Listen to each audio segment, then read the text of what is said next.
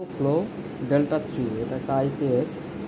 দেখেন আইপিএসে তো সাধারণত ব্যাটারি থাকে, এটার ব্যাটারি ভিতরেই দেওয়া থাকে লিথিয়াম ব্যাটারি। এই যে দেখেন একটা বাক্সর গায়ে আছে লিথিয়াম ব্যাটারি। তো এটা আইপিএসের চেয়ে ভালো ব্যাকআপ দেয়। তো এইটা মেশিনটা লাগানো গিয়ে আমি একটু প্রবলেমে পড়ছি। এখানে এটা প্রবলেমটা হচ্ছে আমরা যে আউটপুট আছে এটা চালু করি, আপনাদের বুঝাই। আগে এই যে চার্জিং লাইনটা আছে, এই চার্জিং লাইনটা দেবো।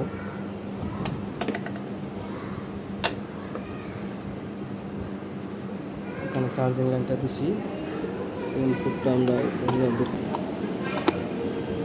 এখানে দিলাম ইনপুট। এখানে ইনপুট চলে আসছে, এখানে চার্জিং লাইন আসবে।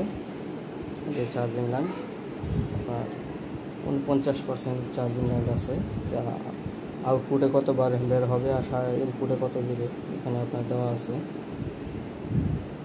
তো এখানে প্রবলেমটা হচ্ছে আমাদের তো আইপিএসে যে লাইনটা দিলে আমাদের এখান থেকে শুধু এই ফেজটা যে আছে ফেজটা নিলেই হয়। এখানে একটা ফেজ আছে, এই ফেজটা নিলে আমরা আইপিএসের লাইনটা পেয়ে যাই। নিউট্রালটা আপনার ইনপুটে যে চার্জিং লাইন আছে ওখানে কালেকশন করা থাকলে কোনো সমস্যা হয় না। তাহলে ইনপুট আউটপুট একটাই পাইতেছে আইপিএসের মধ্যে। আর এটার ডেল্টা 3-র মধ্যে আপনার এটার নিউট্রাল ফেজ দুইটাই আউটপুট থেকে বের হচ্ছে।